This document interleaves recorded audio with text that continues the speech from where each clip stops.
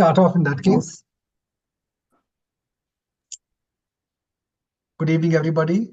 Very warm welcome to today's Spiral of Wisdom Satsang at the School of Ancient Wisdom that was started many years ago by Mama Nise. Before we start off, may I request Swati to say the school prayer? Sure, sir. Good evening, everyone. O hidden light, vibrant in every atom, O hidden light, shining in every creature, O hidden love, embracing all in oneness, may each who feels himself as one with thee know he is also one with every other. Thank you. Thank you, Swati.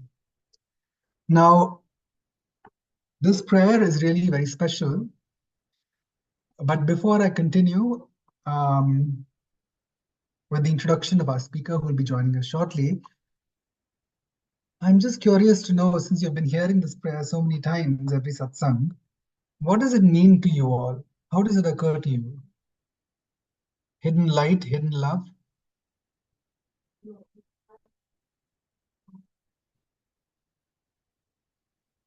Anybody?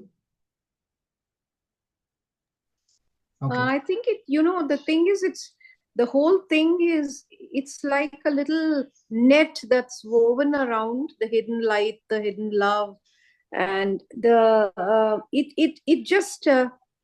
it's something that we have to initially search very earnestly for, and it gives the same kind of goodness and blessing to everyone. I mean, regardless of caste, creed, or color, or nationality. So at least for me, that was what I felt when I used to say this prayer in the school, and I think it's meant as a general prayer. You're not only selfishly praying for yourself; you're praying for others also. You're including others, including all the people around you. So there's immediately one more aspect comes into it, and that is the one of oneness also. Right, right, Madhya. Yeah. So definitely, this is what I felt. Yeah. Definitely one of the aspects that is being touched upon. Yeah. How I see it is, hidden light, vibrant in every atom, or hidden love, embracing all in oneness. And hidden life basically is like we are that spot of light. But the Brahmakumaris see the soul as a spot of light. So we are that soul, and as souls, we're all interconnected. So that is where we're all one with, the divine, the source. So really, it kind of brings us all together, regardless of our, as Maltiji rightly put it, regardless of our caste, color, creed, or diversity. In essence, we're all souls having a human journey. So we are all interconnected with that super soul, with the source. And in effect, we are all one. But it's not, that's easier said than done. I think it requires a great deal of self-realization to get to that point. But that is what this prayer reminds us of, that we are that source, and we have to be a better person every day to get back to that space, to that realization. And last week's satsang, which is going to be continued this week, the part 2, was conducted by Ravi Singh Choudhary ji, Rishi Intelligence. And really, I mean, when we get to the basis of this intelligence, we get an essence of our school prayer that we hear every time we start the satsang.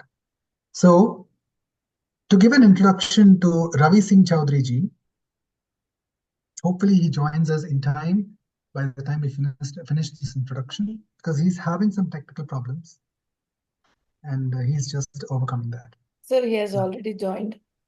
Oh, he's joined, wonderful. So I'll just introduce our speaker for today then. It's perfectly on cue.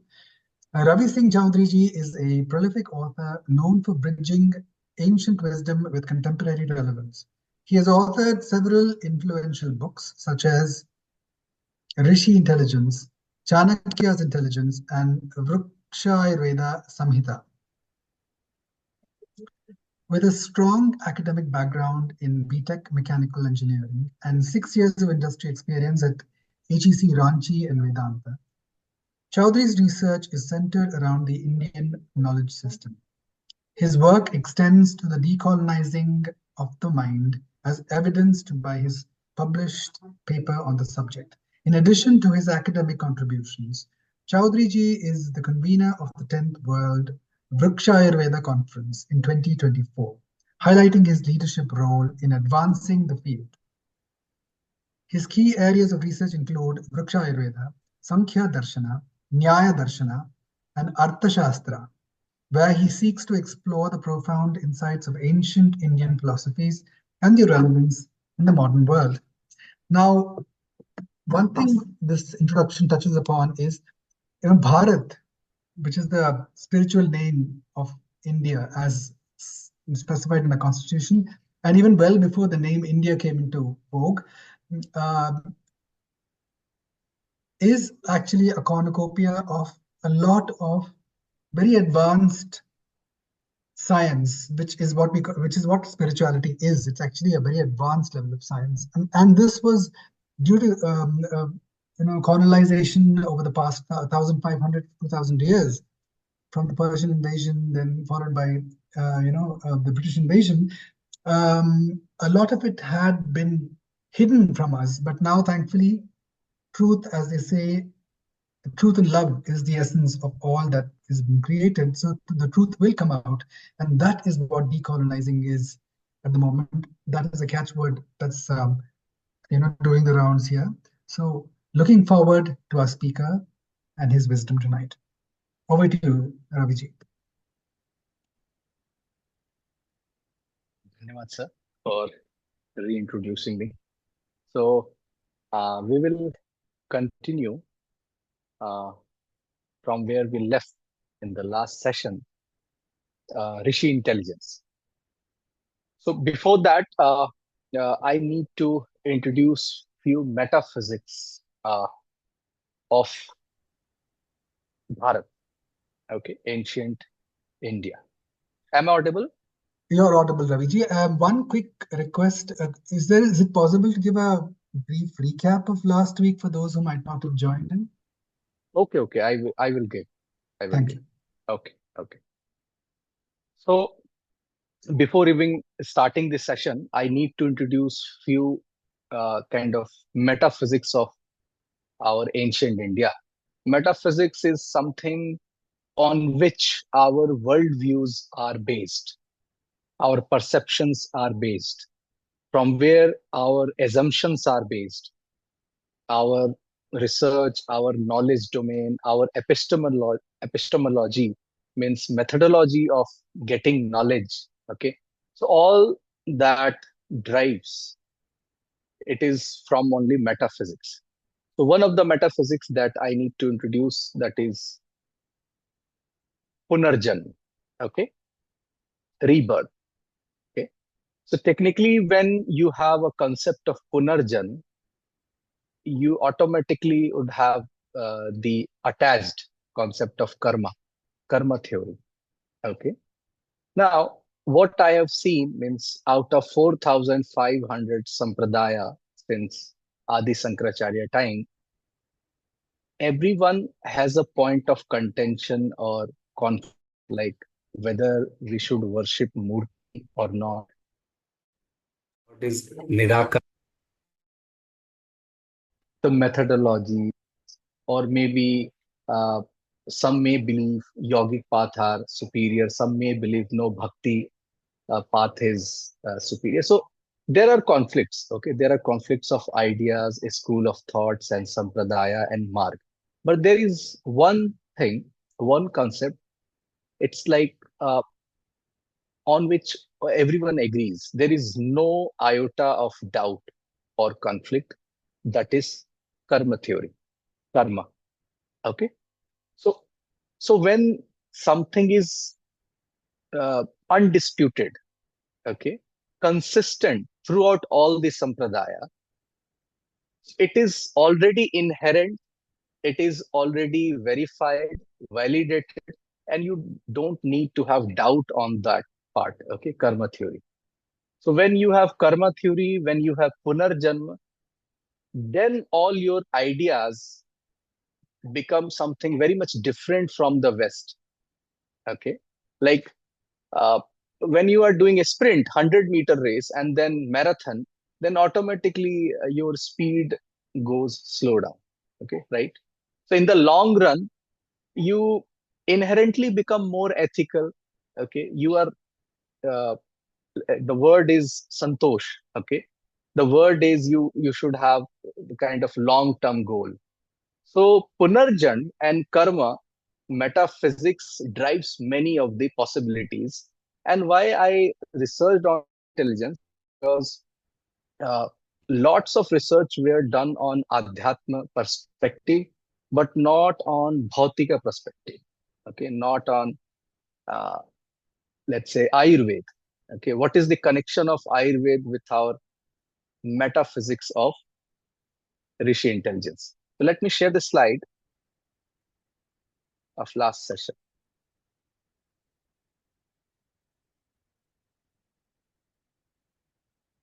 So actually, in the last session, I defined term Vidya and Para Vidya, then Avidya, types of many categories of knowledge domain where when one is pursuing something very much metaphorical, metaphysical, something beyond material reality, then it is obviously the Paravidya. Okay.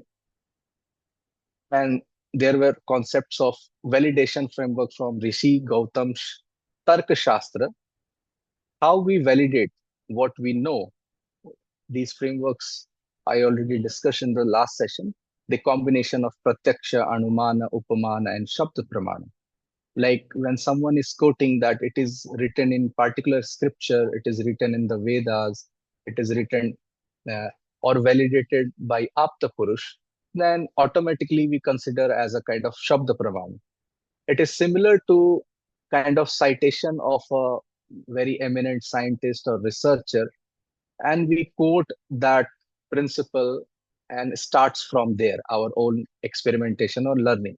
Okay, so we treat some other works as a valid means of proof to go further on our research. We don't reinvent the wheel all the time. So Shabda Pramana is one of the framework uh, that is used regularly even by the scientific community or by us. Okay.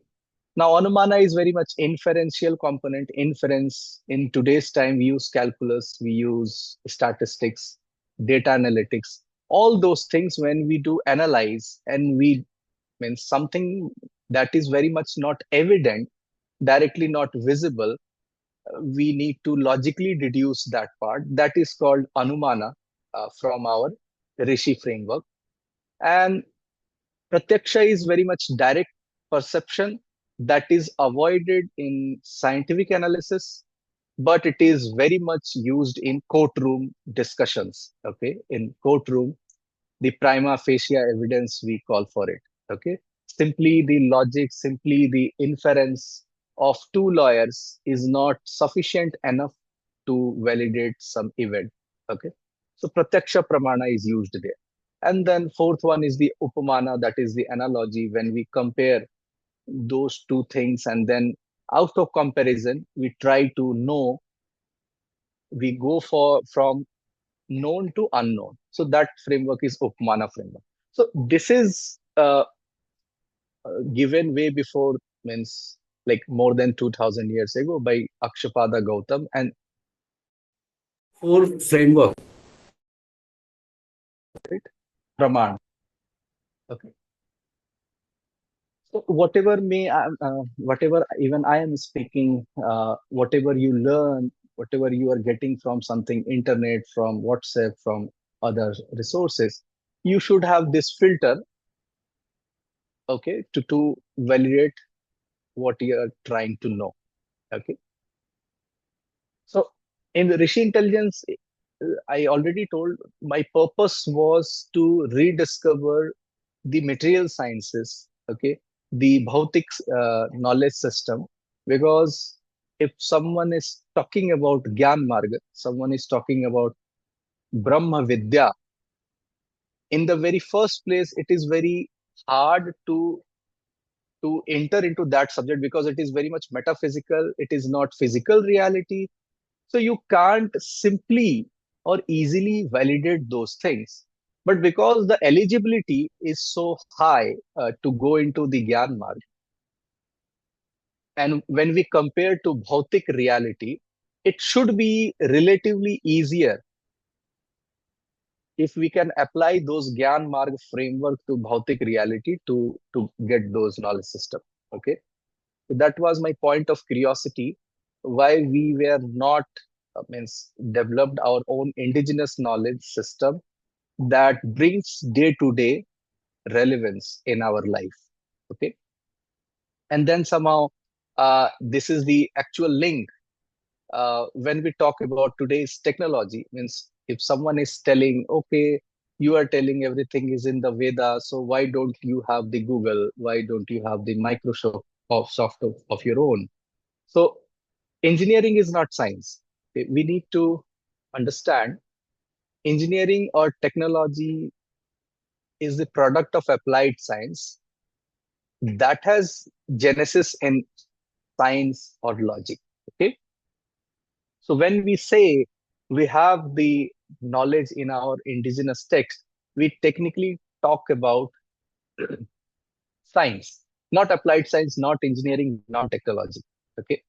So this is the link from Aristotelian logic, physics came, then mathematics came. Without mathematics, physics was only natural philosophy.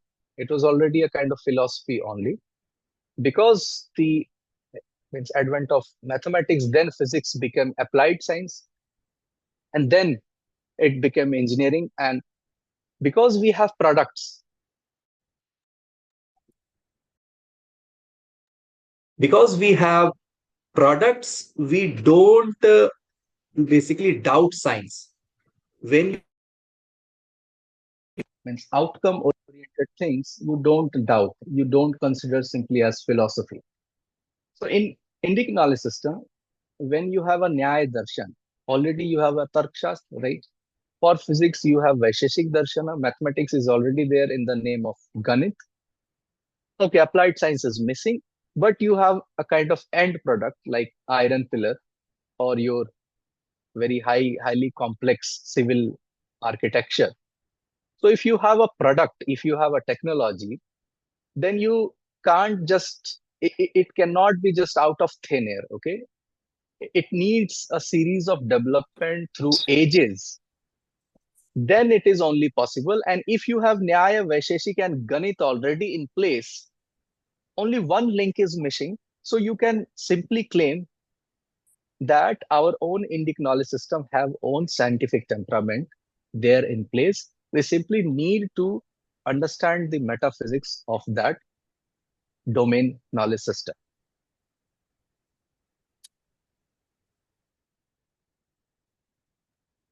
Now, when we entered into the knowledge domain, uh, what what is the contrasting feature of East and West is, in East, in India, it starts with Shraddha, okay, and in West it starts with either doubt or questioning. Okay, they say question the unquestionable. Okay, then through dialectical approach, through discussions, through brainstorming, you get the knowledge, you get the idea. Okay, here we say it should start with Shraddha. It's simply like the physics teacher came into your class and you say, I don't believe in physics and I don't believe in the teacher. Okay. Now, if that is the starting point, then the intention or the attention to that particular subject is already gone. Okay. And it will be a kind of a tedious process to get what teacher is saying. Okay. So if you have, you can literally say it is not an kind of open mind. So if you have a kind of a biasness that if something is coming out of Sanskrit, something coming out of, let's say, 1000, 2000 year old, it would be very much primitive. It should not have any modern relevance. So why I need to learn those things? Okay. And then you close the window and simply you block your own uh, learning capabilities. Okay, so it should start with Shraddha because it will give you Utsaha, and that creates memory because high emotional states or your strong engagement basically creates many dots in your brain, and then you in later stage you creates what we call connecting the dots. Okay, but if you have lesser number of dots, then even connecting the dot will conclude the wrong things. Okay, now, to break that psychological barrier, I generally discuss about the concept of time. Okay, because when we consider time as a kind of something linear progression, straight line, let's say, so going backward in time will be always like becoming primitive, and in let's say in near future, in upcoming time, you will become progressive more. Okay, so people when they say that we are living in modern times and we are very much progressive, we can't do things wrong. Every wrong deeds and every, let's say, discrimination or wars, it was the thing of past. Okay, and there is no relevant knowledge in the past. But in Indian metaphysics, in the first minute, Punarjanma, and now I'm introducing the concept of time. Even if people are not believing, like there is something Yuga, okay, Satyuga, Treta Yuga, Dwapar Yuga, or Kali Yuga, you can simply and observe the nature.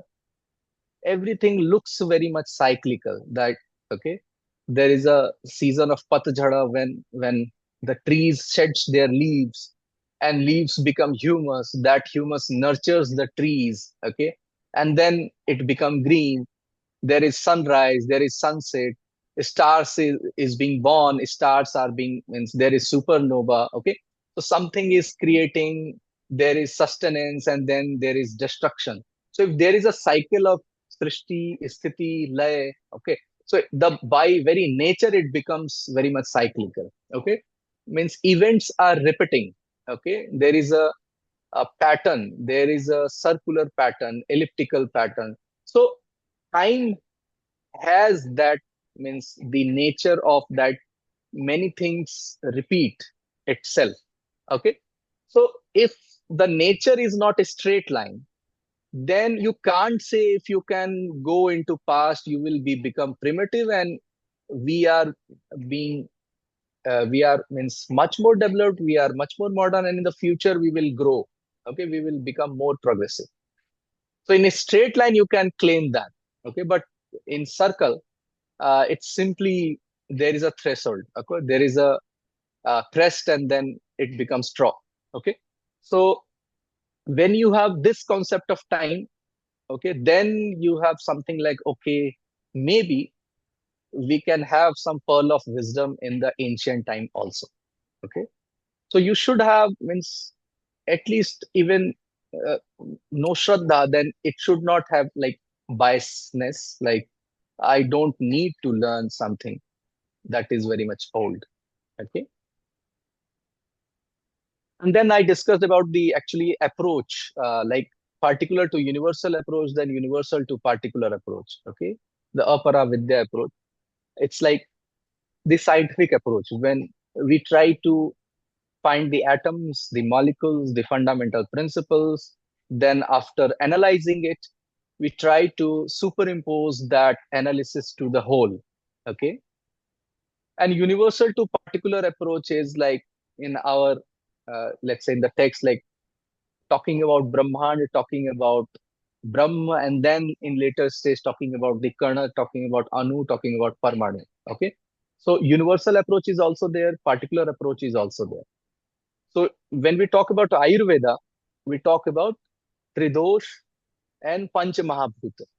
So it becomes universal to particular approach. And when we talk about allopathy, it is simply understanding the molecule and then superimposing that understanding into the whole. Okay, but there is a kind of limitation uh, to particular to universal approach, like you can't understand the whole by understanding the pieces. Okay, because many of the pieces you may not understand, and the correlation or the interrelationship between the pieces may become very much complicated if you try to analyze all the pieces. Okay, so you will literally see in the scientific means chapters like gravity, there is only two body principle is there. Okay, everything is considered as a point, then because the analysis on point is easier than the sphere. Okay, so reducing the complexities, the sole purpose of reducing complexities was to just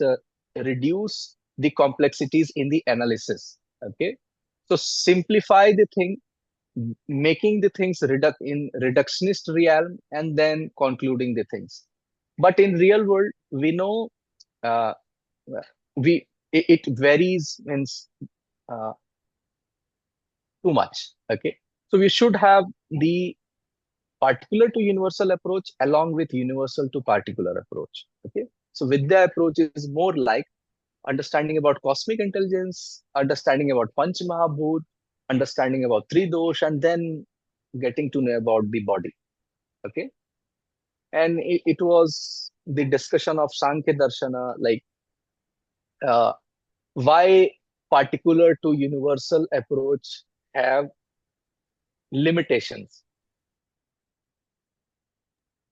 So in Sankhya Darshana, you literally see at the, even if you don't understand this cosmology, you can literally see the last box. It is 5 gross elements, and the first box is Purush plus Prakriti. Okay, and the Mahat element is there, Mahat Tattva is there. So Mahat is literally the cosmic intelligence of the universe, and 5 gross elements is the elements that we know: hydrogen, helium, lithium, what we know. Okay, so in evolutionary stages, the material reality is the last of the stages. Okay, because the evolution of the chetana, what we call consciousness, is way before than the evolution of the matter. Okay, so if something is very much earlier in evolutionary stage, we say it is much more fundamental. Now, when we incorporate in our medical sciences, in Ayurveda, the concept of psychosomatic disorder evolves. Okay, so for many decades, mind was not considered as part of diagnosis for our health.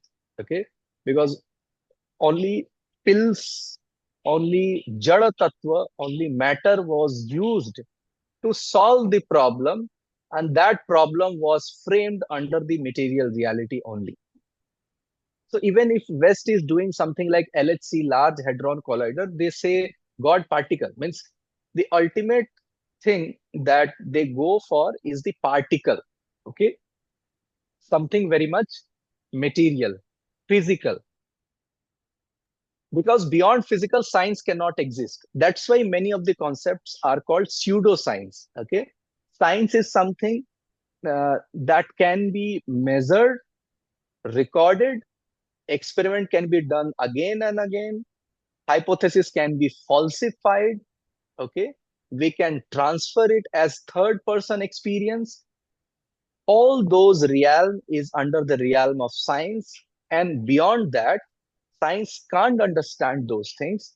That's why they can simply say that is pseudoscience. Okay, now science cannot have monopoly on the truth. Okay, why? Because even I can ask a question like, uh, tell me the experience of eating rasmalai that you ate yesterday. Now, your explanation will be under the realm of language. Okay, and the best expression of language is poem only, or literally arts. Okay, so in the language of science, you can't say the person is telling the exact experience. Okay, it may have the resemblance, but you can't even experience, even you can't express your own experience in the form of language, because every emotions can't be expressed in the form of language, and logic lies under the language, That's why logic has limitation, because language has limitation, because observations can't be quantified in the terms of language only. That's why we are telling many things may lie beyond scientific framework, but then we can't conclude that it is false, it is not reality. Okay, so when metaphysics evolves, then our assumptions evolves, then our analysis and then conclusion evolves. So even science evolved from classical physics to quantum physics when they included the subjective reality, they included the observer in the system, and earlier they considered the science only the objective reality. Okay, so even science evolves. Okay, so from the framework of science, you can't say many things that it is pseudo. Okay, so this is the cosmology from the Sankhya Darshana, and it is very easy to understand that cosmic intelligence evolved way earlier than the material reality. Now, what is the fundamental difference between Western psychology and yoga? That mind is not thought to be true instrument for gaining knowledge. Our Indian rishis say, because its lens is highly sensitive to distortions and disturbances. May I request, I think Jasmine G's phone is on by mistake, audio. Could you please mute it? Thank you. Yes, please, continue. Yeah. So, our rishis will say simply that mind is not the true instrument for gaining the knowledge, because the lens is highly sensitive to distortion and disturbances. And literally, we say to err is human. Okay. The Western tradition considers mind coupled with senses as the sole instrument of experiencing the world.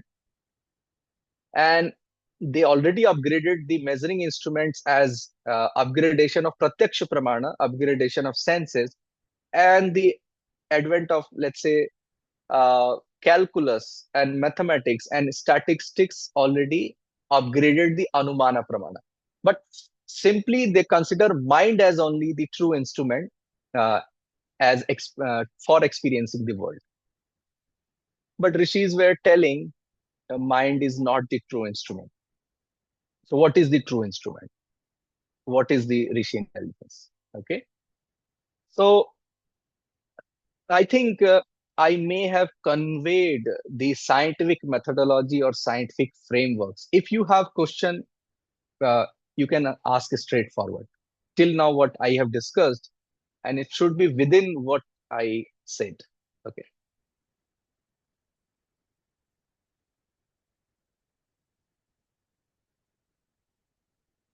If you don't have any question, I will move forward. But I need to ensure that you got it, all the slides. A quick question, Raviji. So the Western sciences, basically the mind coupled with the senses is the only point of input. Whereas in our wisdom, I understand probably the intuition is also a part. Am I understanding it correctly? Yeah. The intelligence, the buddhi that comes out of meditation, dhyana, that is also considered a source. So how does the measurement happen here in our Indian sciences case? Yeah. So that's the question. Actually, these are simply not Indian sciences, but the realm of Rishi Sadhana or Rishi Intelligence. Okay. Even Indian sciences use Tarka Shastra, Rishi Gautam framework. Okay. That considers dialectical approach, discussions, debate, and we too have instruments like small telescopes and many other things. Okay. Scientific methodologies are almost same, like doing experiments, recording the things, and then concluding. But when we see Ayurveda, the question is from where this knowledge, from where the genesis of this knowledge in the first place. Some may say it's a kind of eat and try.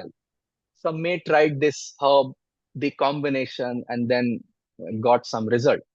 But we can simply uh, use the framework of permutation and combinations and probability framework. Let's say, actually, there are 4 lakh hubs. Okay, total 4 lakh hubs. Let's say there are 80 diseases, 80 different sets of diseases, 80. Okay, and there is combination, means whether it will be in liquid form, in solid form, in heated form, in dried form. Okay, okay. So when you have 4 lakh herbs, 80 disease and different methodologies, you have trillions of possibilities. You can't say it's just a heat and trial. That was my whole point. Okay. So what was the technique? So the scientist of New Zealand, that means simply he commented in my uh, let's say podcast that if you can have, let's say, the microscope, then I will say you would have someone like Rishi Kanath that gave atomic theory of India. Okay, and he was right. He was right. Uh, you need to talk about instrument. Okay, but in means till now, what I have discussed, what was the purpose of instrument? It was the purpose of upgradation of senses. We can't see far away.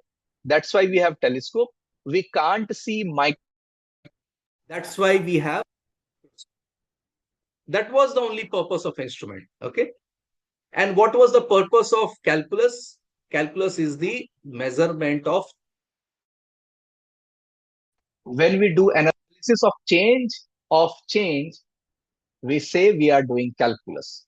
So if someone can measure the change, if someone can see very far, very minutely, the sole purpose of instrument and calculus is being solved. Okay. So science treat as prameya, praman, and pramata as 3 different reality. There is subject, the observer, there is object, okay, and there is methodology of getting the knowledge or the instrument, right? 3 things are required to get the knowledge. Okay, 3 things are required. Now you need to keep in mind. And now I'm starting to tell about Rishi Intelligence. Okay, and in the later stage, I will compare the both methodology. Okay, because the yoga, the sadhana, the meditation, in modern world, in today's time, we say it is for stress buster. It is for health benefits. Okay. But if we go by the definition of yoga, yoga is yoga chitta vritti nirodha. योग is चित्त की वृत्तियों का निरोध, the disturbance of mind, the cessation of disturbance and noises of mind is called yoga. When we say meditation, it is actually yoga as per definition. And when we say yoga, it is hatha yoga. That is physical exercise for health. Okay. So the purpose of yoga in today's time, it became like a dam in a river to produce electricity. But the purpose of river in the first place is not to produce electricity, right? So somehow, because we have become very much utility oriented, we become transactional. If something is not directly pragmatic, directly not beneficial to us, we will not accept it, we will not learn it. So if yoga is solving my digestive issue, I will learn it. Okay, it is solving my sleeping disorder, I will do it, right? But in the yoga was written for the intellect and for doing the cessation of mind, for upgradation of our intuition. Okay, because if we say our framework was more based on observation, but if observation is not precise and accurate, then that is fatal, that is not, means that will not be good, right? So doing ashtanga yoga simply we reach to samadhi. Okay. And if maybe some people may don't know about all those terms, let me simply define those things. Yama is simply discipline while interacting with the world. Anushashan, niyama is kind of self discipline. Pranayam is discipline with prana. Anushashan with prana. Asan is discipline with body. Pratyahar is a discipline with senses. Okay, because the definition of yoga is yoga chitta vritti nirodha, and it starts with atha yoga anushashanam. Yoga is anushashan. So anushashan with world is yama, anushashan with self is niyam, anushashan with your own pran is pranaya, anushashan with body is asan, anushashan with indriya, golak, and senses is pratyahara. So simply you are becoming like sthit pragya of Bhagavad Gita. When you learned and applied and executed yam, niyam, pranayam, asana, and pratyahara, your mind become very much stabilized. And when your mind becomes stable, then intellect becomes stable, then your analysis, then your observation will have lesser probability of errors. Okay. So in today's analytical world, we don't consider observer or pramata as a part of system. We believe in the logical framework. We believe in SOP. We believe in methodologies, and we try to build a system that is not person dependent. Okay, but all Rishi Intelligence is purely person dependent and very much first hand experience thing.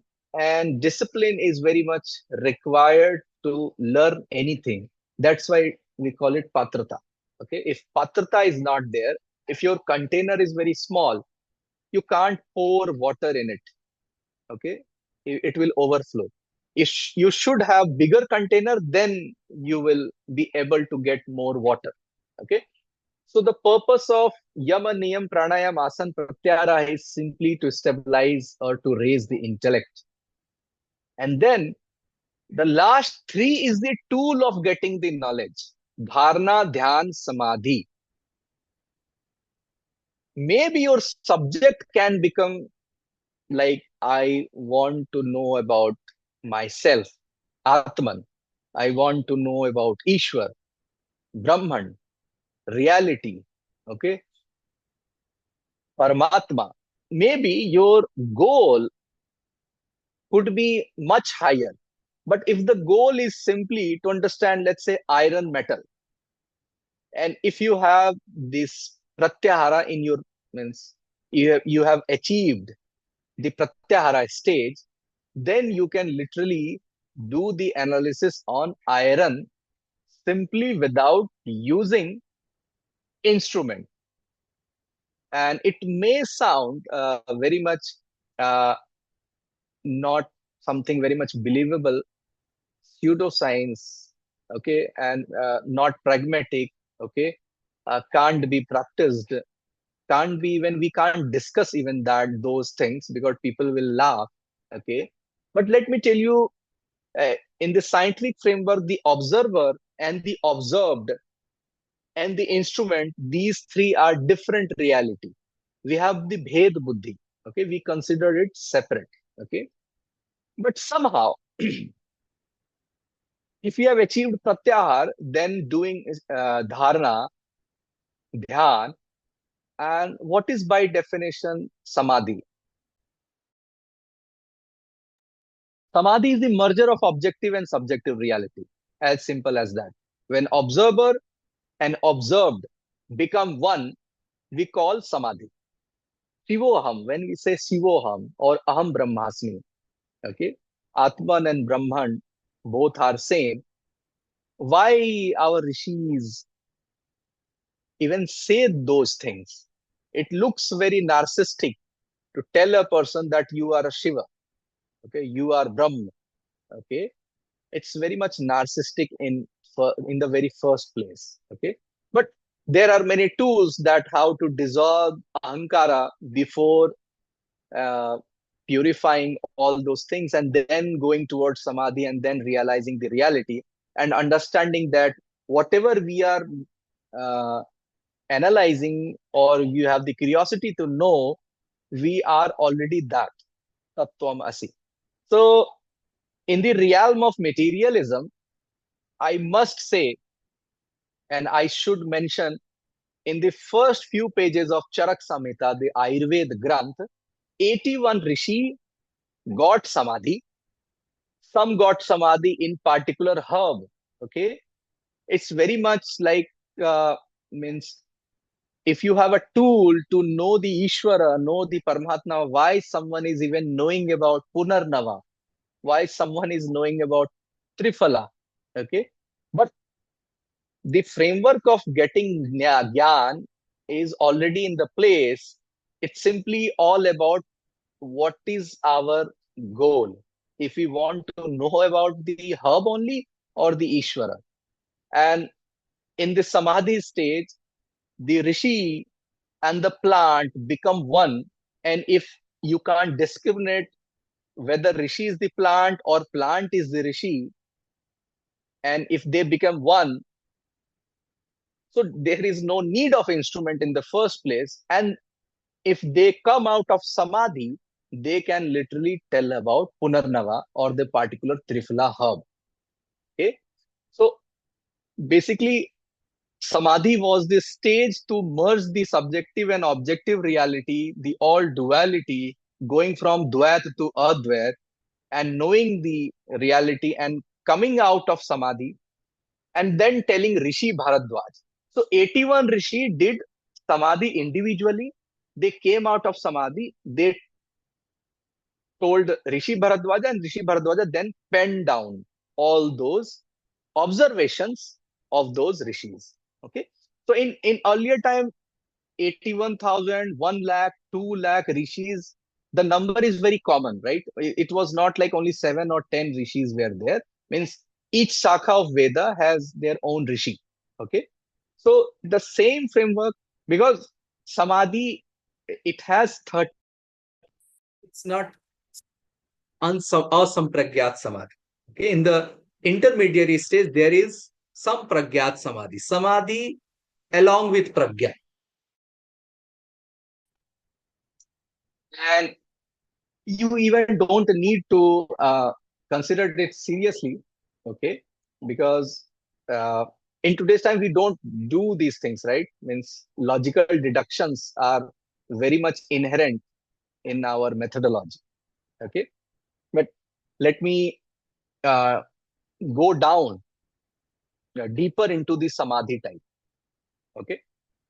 And let me tell you, this is not from Vedanta Darshan. That's why you will not hear the word nirvikalp or savikalp samadhi. This is from Patanjali Yoga Sutra. Okay.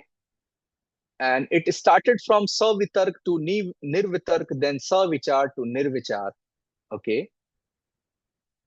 Means in this earlier stages, it was more like refining the logic, then going from gross to subtle, then more subtle, then more subtle, and becoming thoughtless. Simply in meditation, we say, okay.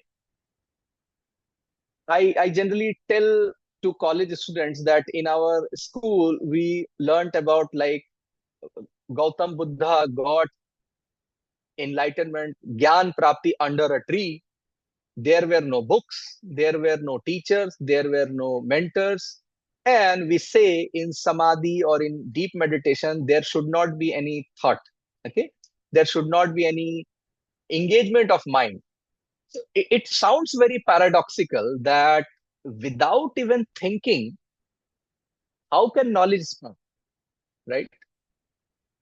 So, so let me share you the slide, this slide. Okay. So there is Mahat Tattva, right? There is already a cosmic intelligence. It's like cloud. Okay. You just need to tap that cloud and you can simply download that knowledge. So either you can have a domain, you do the analysis, you read the books, you do all the brainstorming and get the knowledge. Or you can simply first harness or simply first upgrade your senses, or then go beyond senses and then raise your intellect through uh, deep meditation and all, and then go to the stage where objective reality merges with subjective reality, and then simply become cosmic. Okay, and then get those all learnings, and simply uh, then you can bring all those pearls of wisdom. And that wisdom after nirvichar is called Ritambhara. The word Ritambhara is the Rishi Intelligence.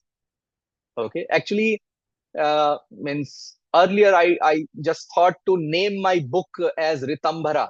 Okay, but simply it was not very much, means it will not connect with people. AI, artificial intelligence, it sounds very related to people. That's why I just modified the term to Rishi Intelligence. Okay.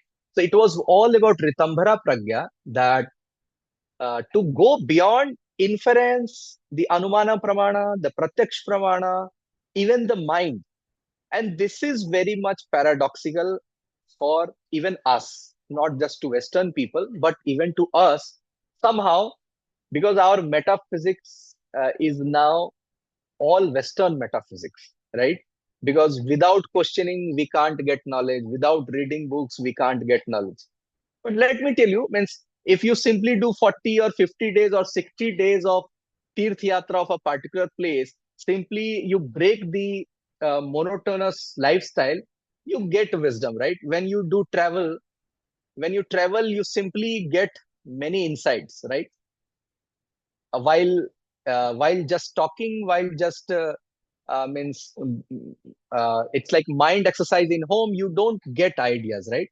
When you do travel, when you go to few places, then you bring, so it's like the effect of that cosmic intelligence, right?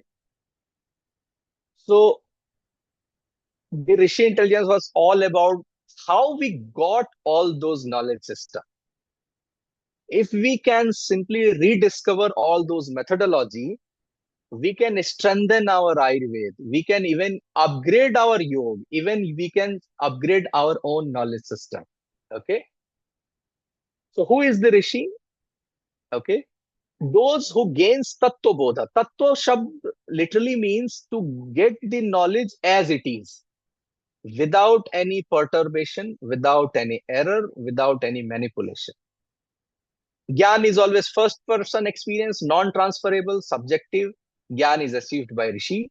Vigyan is knowledge that can be tested, verified, proven by third person, can be easily validated, transferred simply by teaching. So that's why we say sadhana is required to achieve Rishi Intelligence, to achieve Gyan. And you simply can't ridicule it. You have to go on the same path. You have to do the hard work, the tapasya, and then as a first person you can get those knowledge, and you simply can't transfer it to other person. That's why it becomes pseudoscience, right? Like you simply teach 10 people the yogic methodology, any meditation technique, the result will be different for all 10 people. No, because the result is different for all those 10 people. You can't simply find the algorithm, you can't pen down the principle, and that's how it become unscientific, right?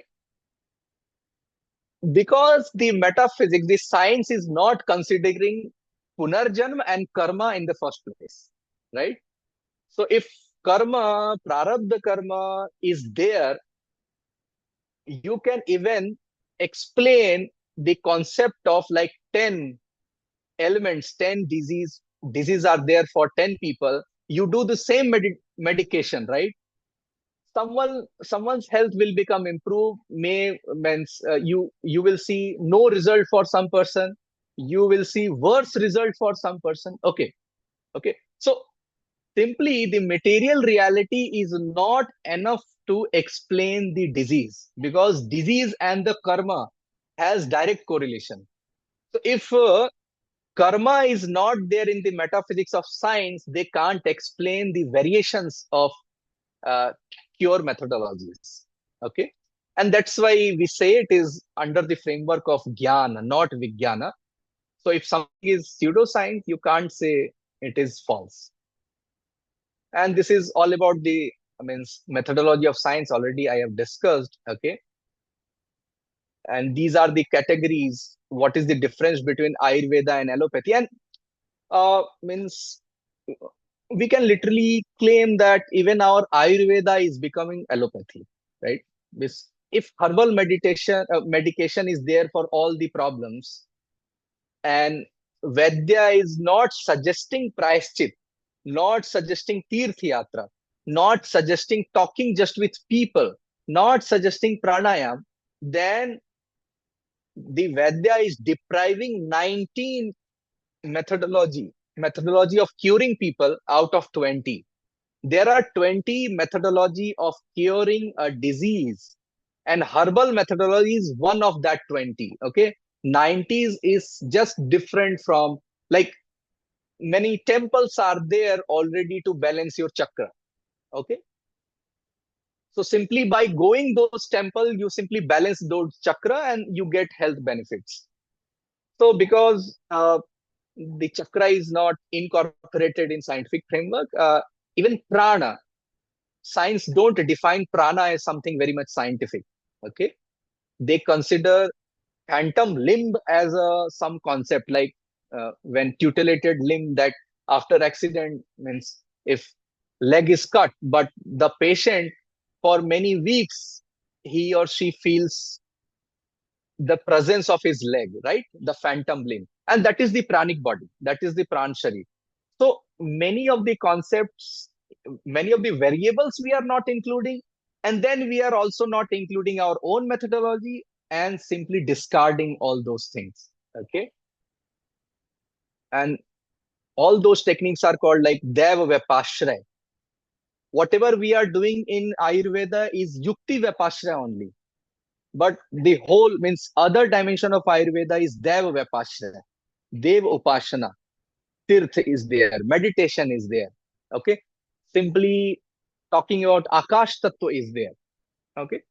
So Rishi Intelligence is all about those things. And these are 20 methodologies of taking your own health, means making your health better. Ahar, Aushadhi, Mantra, Mani, Mangal, Bali, Upahar, Home, Niyam, Prayashchit, Upavas. So Upavas, somehow they have incorporated like intermittent fasting. Okay. Swasthayan, Pranipat, Gaman, Gyan, Vigyan, Dhairya, Smriti, Samadhi. This is complete Ayurveda. This is Rishi Intelligence. Okay.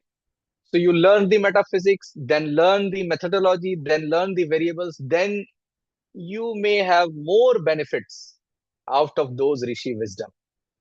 So this is all from my side. This was my purpose of basically writing the book Rishi Intelligence. In my book, I have talked in detailed manner all those concepts, all those tattva, simply for non-adhyatmic domain of Sanatan. Okay, because that adhyatmic knowledge system, that spiritual knowledge system, should enrich other domains and should solve our day-to-day crisis. Okay, and this is the Purushartha framework. That funnel is the dharma. When earth and kam is being maryadit by dharma, is being controlled, decided what not to do, what to do by dharma framework, then we lead towards moksha. This is given by Rishi Kanada. Okay, so simply, if you are fulfilling your trivarga, artha, dharma, and kam, you will automatically in the path of moksha. Okay, thank you so much. Thank you so much, Raviji. In fact, with the wealth of knowledge that you've given over here, questions are definitely coming up, where we'll anyway address it now in the question and answer session. But actually, I would say it sounds so advanced. I'm really wondering how come this has not been incorporated into our education system now, because I'm sure this can be proved. But before I ask you my questions, um, Thank you so much for whatever you've shared with us, your wisdom. It's really profound and amazing and very advanced. Um, we will now have a question and answer session. So people who have questions, please do ask.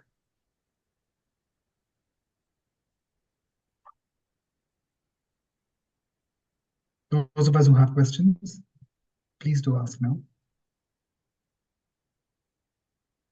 Okay. While others think of their questions, some of mine are, you said basically that you spoke about, let me see, I've got your notes. Gyan and where is that now? Yeah, Vigyan. So Vigyan is what really is that can be validated, transferred by scientists and teachers, and it can be verified. This is exactly what modern sciences use, and they term it as science. But what you said was it not only feels so natural, but it is maybe verified by your own inner world, because all this probably Vigyan is from our outer world, what's there around us. But Gyan is achieved by Rishi, a first person experience, which is non-transferable and subjective. It reminds me of our Siddha Vaidyar. There's one Dr. Chelpa in Indranagar, who, when I asked him, why didn't you transfer your Siddha knowledge to somebody else? It is so remarkable and advanced. It has healed so many people of diseases that could not be cured by allopathy. He said these kind of things can't really be transferred like that. So, that for me is a practical example of Gyan. Now, how can, because I remember when we were young, we were told that, before you accept your guru, you can test him. But after that, you surrender. So, can Gyan really be measured? Is there any possible way to measure Gyan? Or even can we measure how advanced, spiritually advanced a person is? Is there any possibility of measuring that? From my knowledge, means I can't say on that because the purpose was more on its utility, not measuring the intellectual prowess, right? Or spiritual prowess? Yeah. Yeah. Okay. Yeah. It So was people more say, like sahaj. It was more like being sahaj, mean more saral in our life, more simplistic, and not boasting about. You say in Upanishad we say if someone is talking about his prowess of knowledge, that means he don't have that knowledge. Okay. yes. In fact, I've heard that for people who are spiritually more advanced, some symptoms are that they're gentle and they're harmless, not that they're weak. The more gentle and harmless they are by nature. So there's no way of measuring this gyan. So I'm properly. But as far as alternative healing nowadays touches upon, many countries have started things like the Kirlian camera, which can measure your prana is called bioelectrical energy in some places in allopathy or modern sciences. Even some things like transpersonal psychology by Ken Wilber is beginning to touch upon some of our shastric wisdom. So, to some limited extent, I think measurement can happen, but this has to be experienced, which means, Measure the essence. sorry, come again, please. Am I audible? Yes, now you're audible.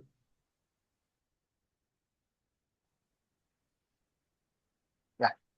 So actually, all the measurement is only measuring the consequence, not the measuring the actual tattva, right? Means the electrical impulse or the magnetic field, these are the effect, not the cause. So actually, they are not measuring. Means they can measure alpha, beta, theta waves and all those things. So somehow it's like indirect measurement. Okay. Okay. Now, with this kind of wisdom, I'm thinking because what was predicted was this wisdom of ancient India will start coming up into the visible spectrum now amongst the larger population, thanks to our internet and other communications services. And it'll open us up to this vast, you know, this vast knowledge. which can really make a huge difference to the way it's to the sustainability factor of life. Because currently, education, modern education, as we see it, as we learn it, doesn't make us truly human. We're more like animals, sophisticated animals. So a human being, I believe, is a very advanced being, which is who is very truthful and loving and kind and so on, compassionate. That emotional and spiritual quotient is kind of missing in our modern education system. So this kind of education, what is stopping us from incorporating it into our schools nowadays, into our awareness of life? Okay. Okay. So Acharya is those who have the knowledge in Acharan. Okay. So you can't have just teachers who can bring this knowledge, because if they are not practicing in their life the same metaphysics, they will be not be persuasive enough to impart that knowledge system. So they have to be Okay. seekers before Yeah. being So teachers. it should be like first train the trainer. You should have pramata, observer and teacher framework should be there. Book will not be useful, right? Those, because many of the even very interesting subjects can be made dull by the teacher itself, right? Yes. So it needs means sadhak and acharya as our teachers. Then we can have grantha. That's why don't have simply the shastra parampara, right? Guru shishya parampara along with shastra parampara. Then you have your own knowledge ecosystem. Understood. So any way we can generate Yeah, we can simply have those? first phase. In the first phase, we should have a gurukul, let's say. Gurukul for, let's say, for 100 students, 50 students. So in the down the line, they will become teachers of the future, right? So we need more number of peoples, that those who are practicing the sadhana, not for simply for moksha, right? Yeah, yes. So we need to create an institution that does this now at the earliest. Are you planning on anything? I'm planning basically first on Gaushala, because the Annamaya Kosha is the first stage of bringing good prana and good intellect. If your food is fast food, let's say burger and pizza, so in the meantime, you will get that metaphysics, that Western metaphysics. So jaisa anna vaisa man. So it should start with food first. Food, then prana, then knowledge. Okay. Yeah, I've heard about this in education. The first stage is the pranamaya, annamaya kosha stage of growth till the tooth falls. At that time, they say whatever you feed the child, through all its senses, not only through the mouth, it Right. becomes hard coded in the body. So, the famous book, We Are What We Eat, very succinctly. And as per Ayurveda, let me tell you, as per Ayurveda, during childhood, kapha dosha is there. And kapha is essential for long lasting memory. So in indoctrination, like you can make Atankvadi terrorist only at during childhood. You can't convince a 40-year-old to become terrorist. And again, you can't convince 40-year even a bureaucrat to implement Bharatiya Gyan Parampara, right? Because it is more about kapha dosha, means simply in earlier time for 5 years, 0 to 5 years, children was with their grandparents. Okay. And for 5 years, we call it Annamaya Kosha development and emotional development. But because of the preschooling thing, like only in 2 years and 2.5 years, they left their home. So actually, uh, they we deprived them the holistic development of all panchakosha. Okay, so So simply going towards the means intellectual race that my child should have means uh, all extracurricular activity he should do. He should dance. He should walk. He should do all these activities, and again he will uh, gain good marks. So that model itself a kind of a blunder, because you are making a very poor means child that is very much vulnerable for uncertain world. If there is certainty, there is a kind of fixed pattern, like my target is to become consultant in Deloitte, right? So I read in DPS and then went to and did my MBA. So it's a kind of a fixed path, right? And we have a job. But let's say the person lost his job. Means he or she need to do something that is very much uncertain. So, so from where he or she will gain the confidence to do the uncertain thing? Because the Panchakosha development is not there. Okay. So, so Kapha dosha is very, so simply if we want to improve the memory of a child, go for Kapha dosha for the children. It will improve the memory simply. So Ayurveda is not for healthcare only. Okay. Okay. So that's how the indoctrination, madrasa is there in Islam. Why madrasa is there? Indoctrination of all those codified laws of desert into the mind at young stage. That's how they become what we see.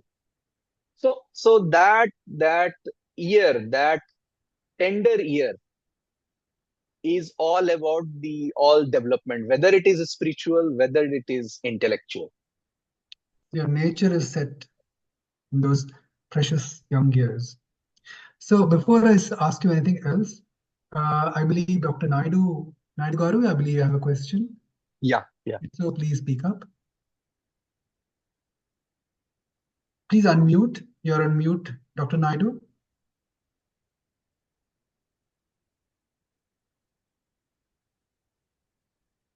Still on mute.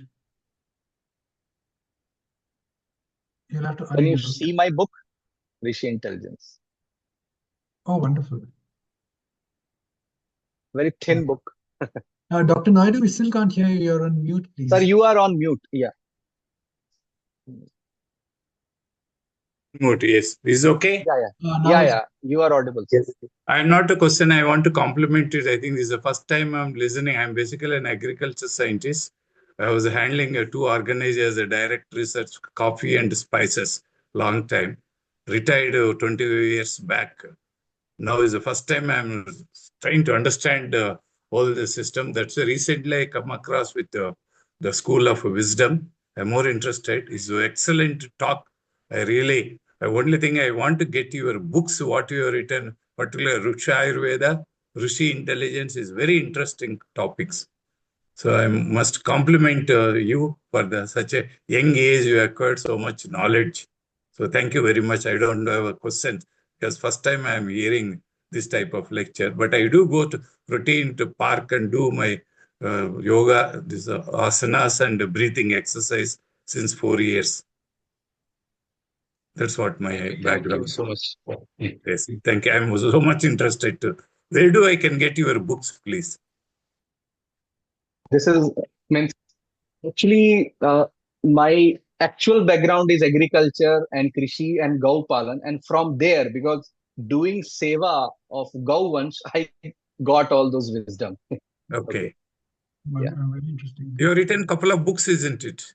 Yeah, and this is something I have a firm belief. After yoga and Ayurveda, the third domain that will be like from India for the world, it will be Vriksha Ayurveda. Which Ayurveda? Okay, good. Yeah. It is like solving the problems of the plant using Ayurveda framework. Okay, good. I'm basically a plant pathologist. Oh, great. Plant virologist and all this. Okay, good. So Ravi, very nice to this one. Good. So I'll try to get your books and some more references, and I'll try to enrich my knowledge. So thank you very much for these things, for your such a wonderful talk. Yeah. I really And why enjoyed I it. wrote down Sir Rishi Intelligence, let me tell you, I met ICR scientists, right? Okay. And then I talked about using Agnihotra in natural farming. So Okay. he was telling we can't make it in our policy because policy needs 20, 25 years of hard data, hard research, needs validation, and then it is incorporated in our policies. So the first barrier was he simply told me, Ravi, religion is very much luxury. You can't bring yagya in agriculture. So I need to, I think, bridge that scientific and pseudo-scientific gap. Like many of the Indian knowledge system is considered very much pseudo-scientific in the first place. That's why it is discarded. Yes. Even we don't get research fund, right? And if research fund is not there, there is no validation, then there is no incorporation in policy, and farmers are not getting benefit out of this wisdom, right? So If Rishi Intelligence is all about bridging the gap of scientific framework and our own Rishi Intelligence. Very good. So if you can catch a right person who can take a decision, I can involve it in this one, getting a fund from his international agency or the national agency. Let us work together. Okay. Right person, we have to convince it. There's money is not a problem. See, my case was that Swaminathan, I was very closely working when I was in the coffee board, planning commission, 200 crores, 300 crores. I'm talking about 30 years back. India is plenty of money, but right person you have to convince it. If right person put the perspective, definitely we'll get R&D funds. Let us do the Rusha Ayurveda, these things and this. I'm very much interested. That's why I'm associating. Since only 2 weeks, I'm coming across this center. I'm working on this one. Okay, we'll work together. Okay, nice. Thank you. Okay, we'll do it. Wonderful. I'm so happy to see this the material dimension coming together with the spiritual dimension here, right in front of us. It augurs very well for the future. Okay. And also, I believe that Rajesh ji also had another commendation. He was very happy to hear you. I believe you met Actually, him I at know him. Clubhouse and Yeah. oh, you know him. Great. Yeah. So a lot of accolades here, very well deserved. Could you please leave your number if you're okay with it? On the chat window. People can get in touch with you because this is also my I know WhatsApp that number. Yeah. So I know that for sure I would 829400904. Yeah. Right. So I know that definitely far beyond that young face, there is an old soul and lots of wisdom. In fact, we were told that there'll be many children who are born in the, 90s, even 80s, 90s, who are who got this, they call them indigo children, who got these new colors in the aura, where they come with a lot of spiritual wisdom. And I'm seeing right now in front of me so many youngsters who are extraordinarily wise for their age. And also very happy to note that a lot of youngsters, younger people, are being called by spirituality, are interested in this dimension. And I think that's the need of the hour for us as human beings, to take us forward to a most sustainable life that is in harmony with nature and with the universe and with who we really are as spiritual beings with a human experience and not the other way around. So would anybody else have any more questions?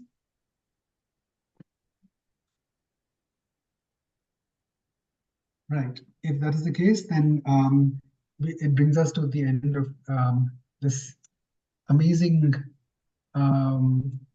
satsang. In fact, it was not just a satsang. I think it was something where it was a meeting of maybe young and old ways of thinking, old science and futuristic science, that is ancient science that is now coming back in the guise of the latest awareness that is growing.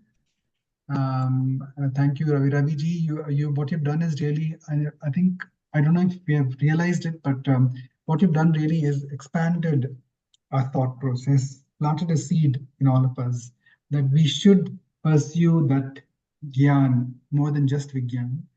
And as we pursue it through our own hard-earned efforts, through dhyana, a different realm, a different intelligence will open up to us and make our lives and those around us also better.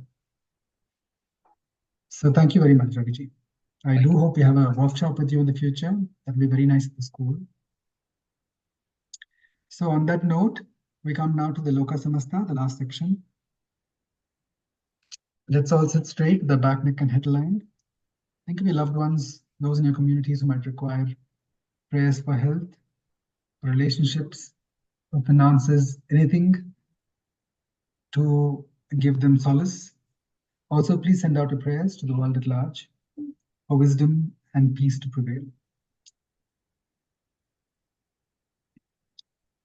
Loka samasta sukhino bhavantu. Loka samasta sukhino bhavantu.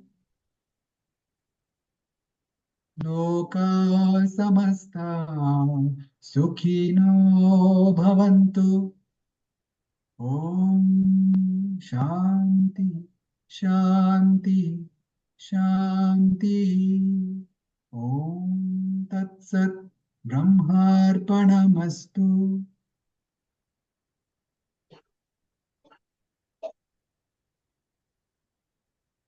Thank you, everybody.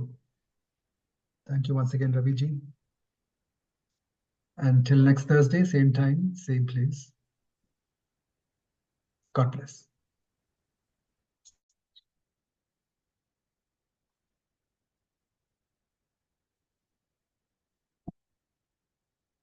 Swati?